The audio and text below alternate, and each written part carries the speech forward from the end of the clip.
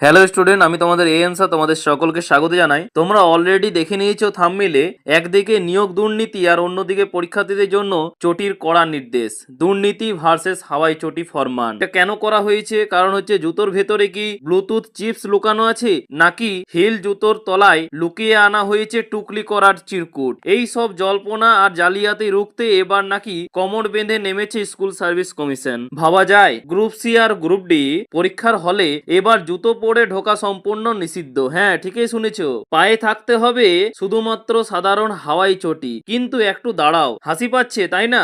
একদিকে বছরের পর বছর নিয়োগ নেই আর প্যানেলের পর প্যানেল দুর্নীতির পাহাড়, ঠিক আছে, আর যোগ্য প্রার্থীরা রাস্তায় বসে চোখের জল ফেলছে। আর অন্যদিকে কমিশন এখন ব্যস্ত পরীক্ষার্থীরা পায়ে কি জুতো পরে আসবে তার রুল বুক বানাতে। আজকের ভিডিওতে এই হাওয়াই চটি নির্দেশিকার পেছনের আসল গল্পটা কি এবং অ্যাডমিট কার্ড নিয়ে লেটেস্ট আপডেট কি, আর এই যে নিয়োগ জট চলছে তার মাঝে তোমাদের ঠিক কি করণীয়, সবটা নিয়ে একদম খোলামেলা আলোচনা করব। তাই যারা এবার পরীক্ষায় বসতে চলেছো বা এসএসসির এই প্রহসন দেখছো, ভিডিওটা এক সেকেন্ডও কিন্তু স্কিপ করবে না এবং শুরু থেকে দেখতে অনুরোধ রইল।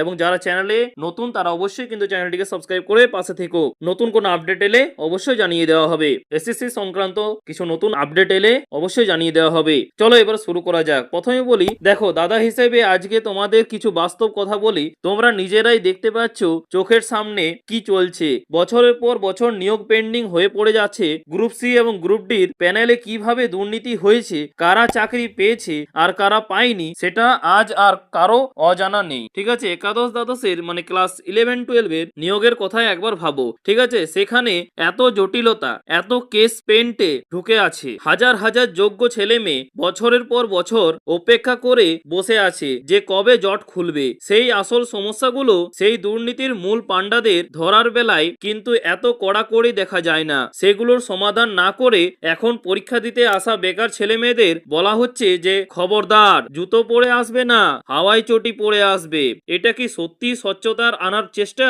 আসল দুর্নীতি থেকে সবার নজর ঘুরিয়ে দেওয়ার এক মাস্টার প্ল্যান? তোমাদের কি মনে হয় অবশ্যই কিন্তু কমেন্ট করে অবশ্যই জানাতে ভুলবে না। আমি প্রত্যেকে কিন্তু কমেন্ট পড়বো, অবশ্যই রিপ্লাই দেওয়ার চেষ্টা করব। যাই হোক, সিস্টেমের এই গলদের মধ্যেই আমাদের লড়াই চালিয়ে যেতে হবে।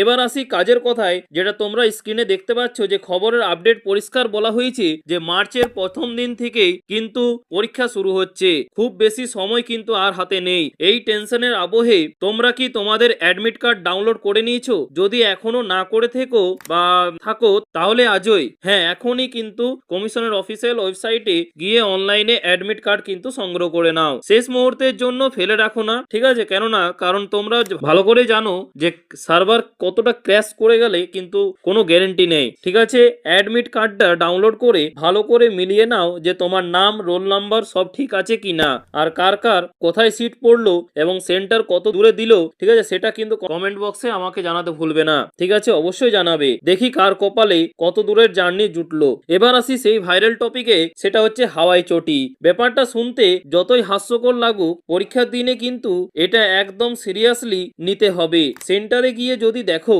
যে তোমাকে ঢুকতে দিচ্ছে না, তখন মাথা গরম করা ছাড়া আর কোনো উপায় থাকবে না। কমিশনের যুক্তি হলো যে জুতোর ভেতরে গ্যাজেট বা চিরকুট লুকানোর কোনো সুযোগই কিন্তু তারা দিতে চায় না। দ্রুত চেকিং করার জন্য হাওয়াই চটি সব থেকে কিন্তু সুবিধাজনক। তাই তোমাদের জন্য আমার কড়া নির্দেশ যে এক হচ্ছে জুতো একদম নয়, কোনোভাবেই ঢাকা জুতো বা স্পোর্টস, ঠিক আছে, শু বা মেয়েদের ক্ষেত্রে হিল তোলা, ঠিক আছে, জুতো পরে সেন্টারে যাবে না, গেটেই খুলিয়ে রেখে দেবে। ঠিক আছে, আর খালি পায়ে পরীক্ষা দিতে হবে, সেটা কিন্তু একটু সাবধান। তাহলে বুঝতে পারছো এখানে কি পরিস্থিতি হয়েছে।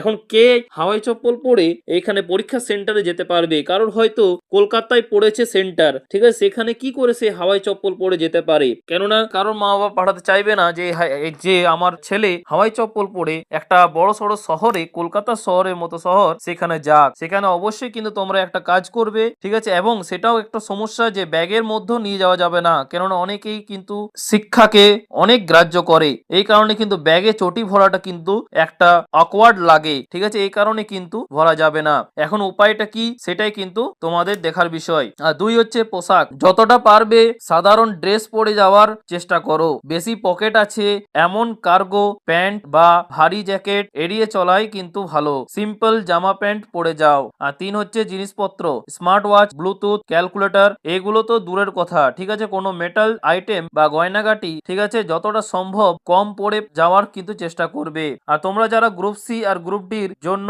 জান প্রাণ দিয়ে প্রিপারেশন নিচ্ছ তাদের বলবো বাইরের এই বিতর্ক, এই হাওয়াই চটির নিয়ম নিয়ে আপাতত মাথা ঘামিও না, ঠিক আছে। তোমাদের লক্ষ্য হলো এই একটা সিট নজরদারি করা হোক, তোমরা কিন্তু তোমাদের বেস্টটা কিন্তু দিয়ে আসবে। সেন্টারে যাওয়ার আগে চেকলিস্ট মিলিয়ে নাও যে অরিজিনাল অ্যাডমিট কার্ড আছে কিনা, সাথে 2 থেকে 3 কপি কিন্তু জেরক্স, ঠিক আছে। আর 2 হচ্ছে অরিজিনাল ফটো আইডি প্রুফ, যেমন আধার, ভোটার বা প্যান কার্ড, ঠিক আছে, এবং তার জেরক্স। আর 3 হচ্ছে পাসপোর্ট সাইজ ছবি, অ্যাডমিটের ছবির সাথে মিল থাকলে ভালো।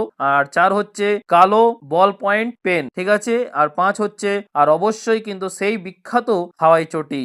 পরীক্ষার হলে অন্তত 1 থেকে 1.5 ঘন্টা আগে কিন্তু পৌঁছানোর চেষ্টা করবে। সেন্টারের বাইরে কিন্তু লাইন বা চেকিং এইসবের কিন্তু জন্য সময় লাগবে, এই কারণে যত আগে পৌঁছাবে তত ভালো।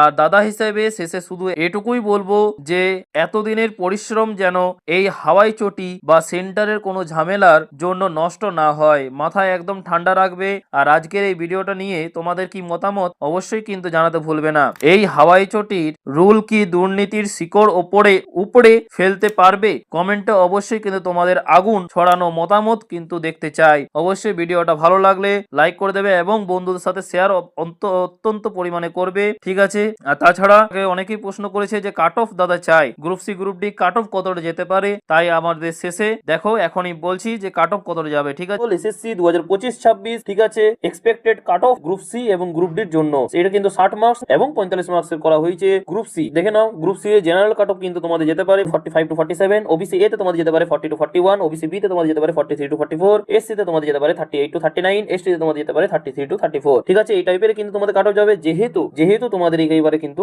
নেগেটিভ মার্কিং রয়েছে, তাই কিন্তু এই টাইপেরই কিন্তু কাট অফ যাওয়ার সম্ভাবনা প্রবল। তাছাড়াও এই টার্গেটটা যদি তোমরা ফিক্স করে থাকো তাহলে কিন্তু তোমাদের কিন্তু অনেকেই সিলেকশন পাবে। চলো এবার চলে আসি যে গ্রুপ ডির মধ্যে যে জেনারেল কাট অফ যেতে পারে তোমাদের, এটা কিন্তু 45 মার্কের করা হয়েছে, ঠিক আছে, 45 এর মধ্যে, ঠিক আছে, মানে 45 মার্কসের মধ্যে কিন্তু এটা করা হয়েছে। তো জেনারেল কাট অফ কত যেতে পারে 38 to 40, ওবিসি এ তে তোমাদের যেতে পারে 34 to 35, ঠিক আছে। আর ওবিসি বি তে তোমাদের যেতে পারে 36 to 37, এসসি তে তোমাদের যেতে পারে 32 to 33, এসসি তে তোমাদের যেতে পারে 28 to 30। এটাই তোমাদের এখানে এক্সপেক্টেড